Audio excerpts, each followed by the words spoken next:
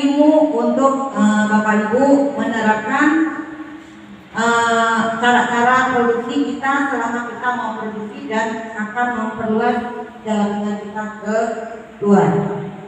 Pangan industri rumah tangga itu adalah pangan olahan hasil produksi industri rumah tangga yang diedarkan dalam kemasan eceran atau berlabel. Jadi pangan itu bisa dikatakan eceran dan berlabel. Ya. Sertifikat produksi pangan industri rumah tangga diberikan oleh Bapak Bupati atau Wali Kota, Sekti Dinas Kesehatan Kabupaten Kota dan berlaku 5 tahun kepada produksi rumah tangga yang memenuhi syarat. Berarti sertifikat itu diberikan apabila industri rumah tangga itu memenuhi syarat. Ya, itu berarti tidak ada kemungkinan bisa juga tidak diberikan karena industri rumah tangga tersebut tidak memenuhi syarat kesehatan. Yang tidak termasuk industri rumah tangga pangan, ya di sini ada yaitu susu dan hasil olahannya, daging, ikan, unggas dan hasil olahan yang memerlukan proses dan atau penyimpanan beku, pangan kaleng, pangan bayi, minuman beralkohol, air minum dalam kemasan, pangan lain yang wajib memenuhi persyaratan SNI, pangan lain yang ditetapkan oleh Badan POM. Ya, berarti di sini yang tidak termasuk industri pangan. Selain yang disebutkan di sini berarti kita untuk perizinan ataupun ini kita langsung ke Balai POM. Ya, lanjut. Pangan industri rumah tangga, ini contohnya yaitu ada tepung tapioka, permen, ada kue, keripik pisang, keripik singkong, bihun dan keripik tempe. Ya. Pengertian umum pangan adalah segala sesuatu yang berasal dari sumber hayati dan air, baik yang diolah maupun yang tidak diolah, yang diperuntukkan sebagai makanan atau minuman bagi konsumsi manusia, termasuk bahan tambahan pangan, bahan baku pangan dan bahan lain yang digunakan dalam proses penyiapan, pengolahan dan atau pembuatan makanan dan minuman. Berarti pangan itu sendiri ada prosesnya. Dari proses penyiapan, pengolahan dan sampai dengan penyajian. Pangan olahan adalah makanan atau minuman hasil proses, cara atau metode tertentu dengan atau tanpa bahan tambahan. Ya, pangan olahan walaupun dia tanpa tambahan juga dia termasuk dalam pangan olahan. Pangan industri rumah tangga adalah pangan olahan hasil produksi rumah tangga yang diedarkan dalam kemasan eceran dan berlabel. CPPB industri rumah tangga adalah suatu pedoman yang menjelaskan bagaimana memproduksi pangan agar bermutu, aman dan layak untuk dikonsumsi. Nah, kita masuk ke yang inti ya Bapak Ibu sekalian. Di sini ada CPPB industri rumah tangga. Bagi industri rumah tangga pangan, menjamin keamanan pangan merupakan suatu keharusan agar produk yang dihasilkan dapat memenuhi persyaratan konsumen. Ya, maksudnya di sini industri yang kita kelola itu memang harus memenuhi persyaratan. CPPB industri rumah tangga merupakan fondasi dari penerapan jaminan keamanan pangan. CPPB industri rumah tangga merupakan pedoman yang menjelaskan bagaimana memproduksi pangan agar bermutu, aman dan layak dikonsumsi. Ruang lingkup dan tujuan CPPB industri rumah tangga sampai dengan ke produk akhir. Berlaku bagi semua industri rumah tangga di Indonesia. Ya, berarti CPPB ini bukan hanya berlaku di Lampung Timur, ya, tetapi berlaku di seluruh Indonesia. Tujuan umum menghasilkan pangan yang layak, bermutu, aman dikonsumsi, dan sesuai dengan tuntutan konsumen, baik konsumen domestik maupun internasional. Ya. Memberikan prinsip dasar dalam memproduksi pangan yang baik, mengarahkan industri rumah tangga agar dapat memenuhi persyaratan produksi yang baik seperti persyaratan lokasi, bangunan, dan lain-lain.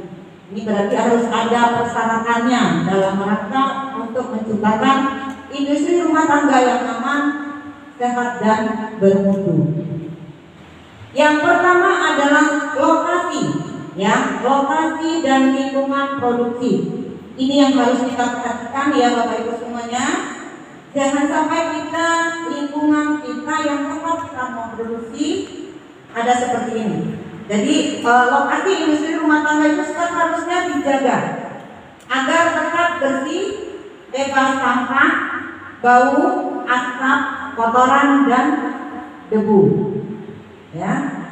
Yang kedua, jauh dari tempat pembuangan sampah, tidak menghadap langsung ke jalan raya. Jadi sekarang itu Bapak sekalian, sampah dibuang secara teratur dan tidak ditumpuk. Ya. Tempat sampah selalu tertutup, jalan dipelihara agar tidak berdebu. Selokan berfungsi dengan baik. Di sini yang pertama, sampah dibuang secara teratur dan tidak ditumpuk. Maksudnya kita bisa menggunakan ada pemilahan sampah. Ya Bu ya, ada pemilahan sampah yaitu sampah kering, sampah basah. Itu memang harus kita pilah. Jangan jadikan di satu tempat. Nanti akan ada yang terurai dan ada yang tidak terurai. Tempat sampah selalu tertutup, jadi kita menggunakan tempat sampah yang tertutup. Jangan dibuang di area 1 hektar ataupun bisa mengganggu lingkungan tetangganya. Yang kedua adalah bangunan dan fasilitas industri rumah tangga dapat menjamin bahwa pangan selama proses produksi tidak tercemar serta mudah dibersihkan dan disanitasi. Di sini ada bangunan dan ruang produksi itu desain dan tata letak dari lantai, dinding, langit-langit, pintu ruangan, jendela, lubang angin, permukaan tempat kerja dan penggunaan bahan gelas atau kaca. Ya, perlengkapan ruang cukup terang, ada tempat cuci tangan, tempat penyimpanan itu sendiri bahan pangan dan BTP terpisah dari produk akhir, ada tempat penyimpanan bahan sanitasi. Maksudnya di sini adalah desain dan tata letak, misalnya lantai, ya. Ini lantainya berarti harus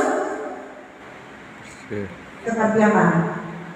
Harus bersih dan kedap air, ya. Jangan kita buat tempat kita produksi. Yang bangunan dan ruang produksi, desain dan tata letak tadi sudah kita bahas. Ini ada denah ya. Sebaiknya kita buat denah.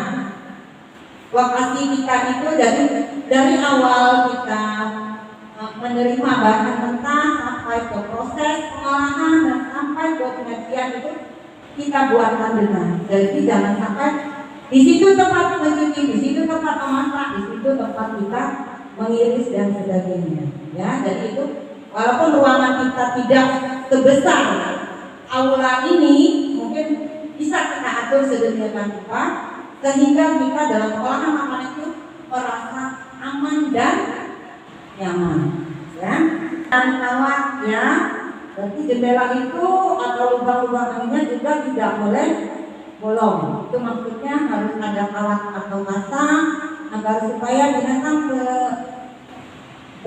pengganggu itu tidak bisa masuk ke dalam ruang produksi seperti kecoa, tikus itu karena sangat berbahaya sekali ya begitu sekali ya untuk apabila sudah terkontaminasi dengan makanan yang kita produksi walaupun kita tidak melihat, ya, tapi nanti akan ada dampaknya ke makanan yang kita olah. L, bahan sanitasi, fasilitas higienis karyawan, sarana cuci tangan dan toilet, sarana pembuangan air limbah dan tempat sampah. Terus yang keempat, kegiatan higienis dan sanitasi itu harus rutin, ya. Dan alat cuci dan kita letakkan dekat dengan tempat kita memproduksi, ya, tempat memproduksi. Kesehatan dan higienis karyawan yang kontak maupun tidak kontak langsung dengan pangan tidak menjadi sumber pencemaran. Meliputi kesehatan, jika sakit tidak boleh masuk ke ruang produksi. Kebersihan cuci tangan sebelum dan sesudah. Yang ketiga, kebiasaan tidak akan minum, merokok, meludah, bersih selama mengolah pangan. Jadi ibu bapak sekalian, ya, misalnya bapak ibu ini punya karyawan, ya, punya karyawan 2 orang. Tapi mereka izin nih 1 hari karena kurang enak badan. Jangan dipaksa, gitu ya. Jangan dipaksa karena kita sayang 1 hari rugi kita sekian, jangan. Karena dia dia dalam keadaan kondisi tidak sehat, ya. Dia bisa menularkan ke yang lainnya.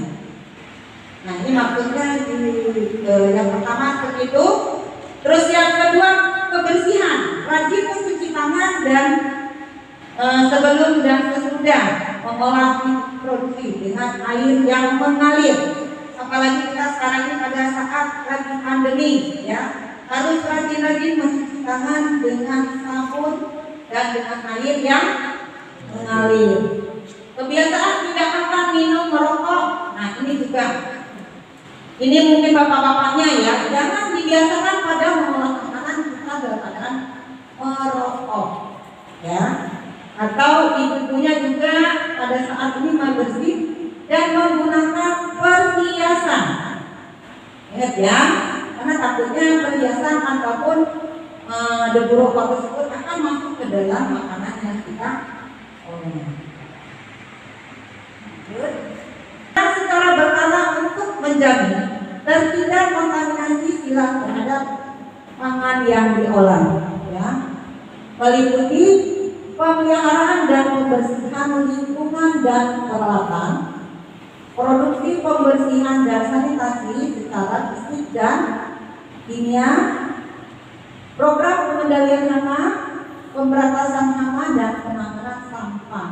Nah, di sini termasuk tadi, ya Bu, ya, salah satu ada prosedur pembersihan dan sanitasi secara fisik dan kimia. Jadi alat-alat ataupun bahan yang mengandung bahan kimia itu harus dipisah, terutama yang bentuknya cair, ya, karena ini bisa seperti obat rumput, itu bisa seperti minyak, itu kadang-kadang karena Bapak Ibu sendiri kan belum tentu ada di situ setiap hari.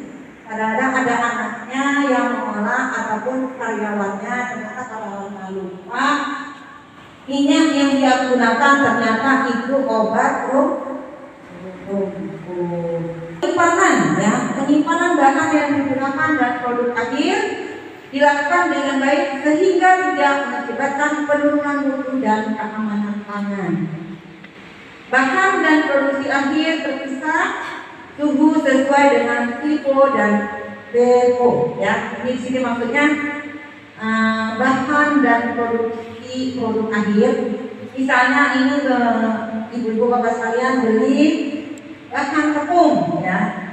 Tepung stok kita yang kemarin masih ada tinggal sedikit. Datang lagi bahan kita yang baru. Berarti yang lama itu harus diletakkan di depan, ya. Jangan yang lama tetap di belakang, yang baru di depan. Karena kita tidak mengetahui nanti apakah dia sudah expired atau tidak. Bahan berbahaya, bahan pembersih disimpan di ruang terpisah. Tadi, ya. Wadah dan kemas terpisah dan dari bahan baku dan produk akhir.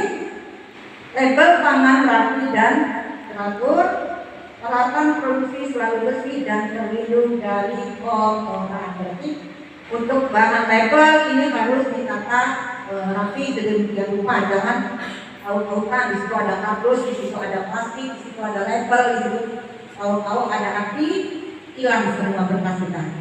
Ya kan? Proses untuk menghasilkan produk yang aman bermutu, proses produksi harus dikendalikan dengan benar. Di sini penetapan spesifikasi bahan dan air, bahan baku, bahan tambahan pangan, air minum dan air bersih, penetapan komposisi, terus penetapan proses produksi, penetapan jenis ukuran spesifikasi, penetapan keterangan lengkap produk. Ya, di situ ada tanggal, kode produksi dan tanggal kadaluarsa. Ini nanti ya. Sangat penting sekali untuk label ya, label makanan yang produksi dan akan dikeluarkan makanan itu tanpa label itu sangat sulit. Benar gak? Ada yang sudah mulai memasarkan keluar bahan makanannya hasil produksi? Ada? Belum ya? Nah, ini nanti kesulitannya kalau kita tanpa label itu akan sulit untuk kita pasarkan ke luar. Apalagi tanpa adanya perizinan. Label pangan, keterangan mengenai pangan yang berbentuk gambar, tulisan atau kombinasi keduanya yang disertakan pada pangan dimasukkan ke dalam, ditempelkan, dicetak pada atau merupakan bagian kemasan pangan. Di sini label pangan harus jelas, jangan ditutupi oleh gambar. Jadi labelnya apa yang dijual itu nggak kelihatan. Nah, apa yang ditutupi gambar itu seperti mie, tapi kok kayaknya bukan. Seperti keripik pisang, kayaknya bukan. Nah, ini maksudnya di sini gambarnya harus jelas, labelnya itu harus jelas ya.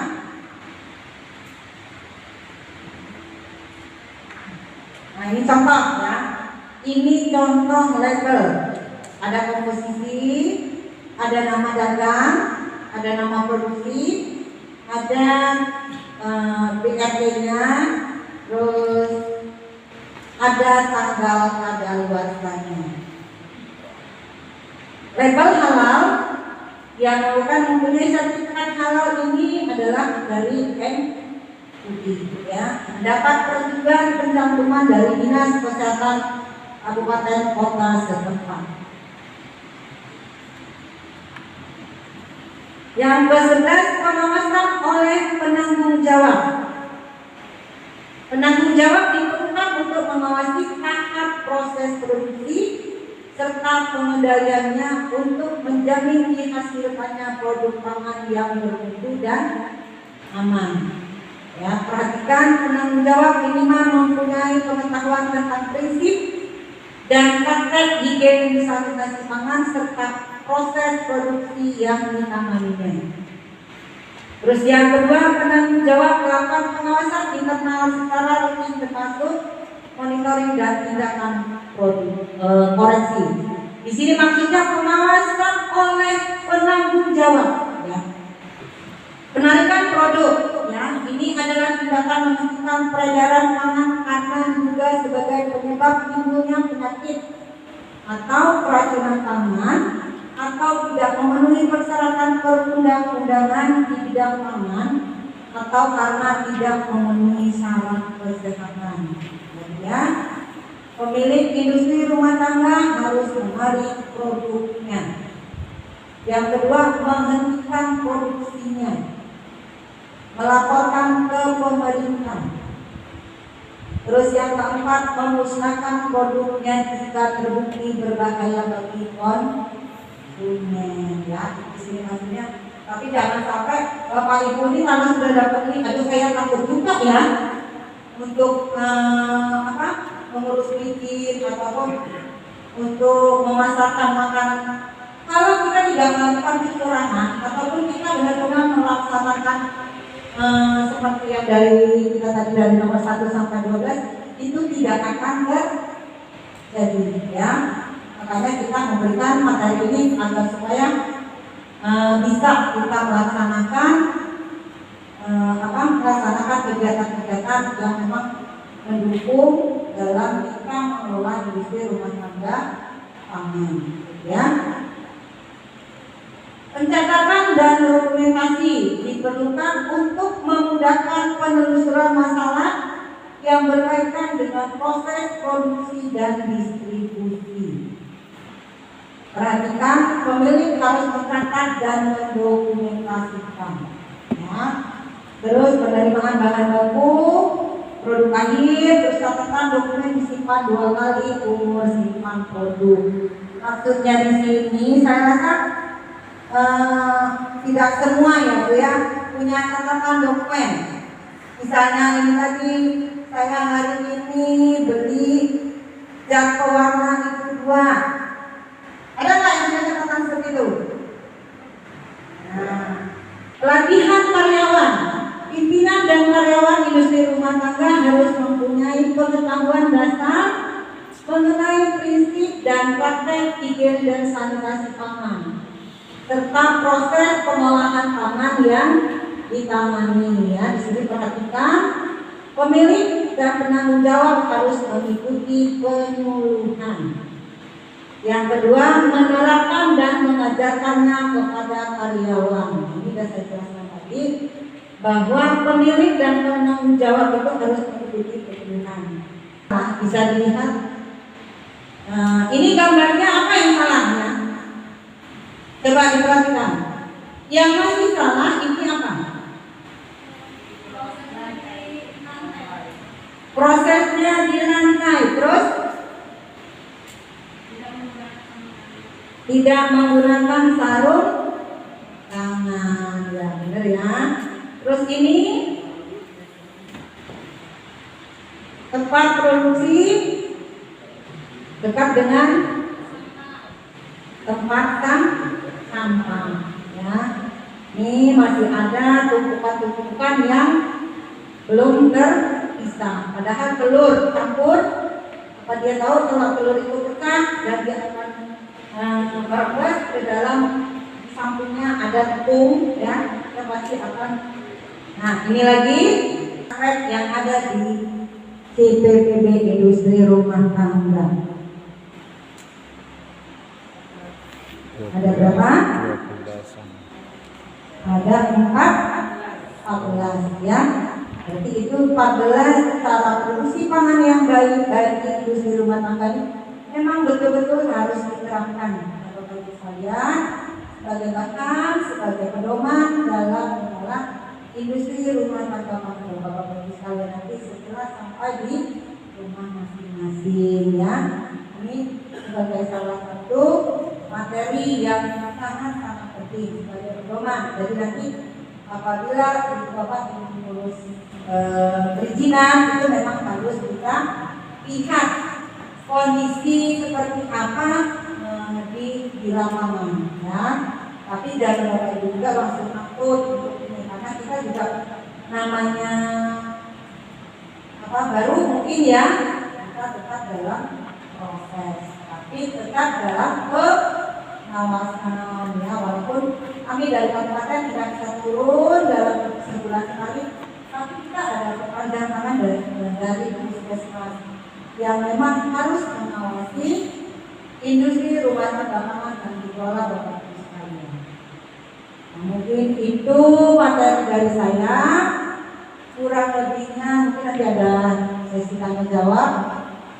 Dan sekarang kurang lebihnya saya mohon maaf apabila ada kata-kata yang tidak berkenan dari Bapak-Ibu sekalian. Dan saya akhiri, wabillahi taufiq wal hidayah. Wassalamualaikum warahmatullahi wabarakatuh. Makasih kepada Ibu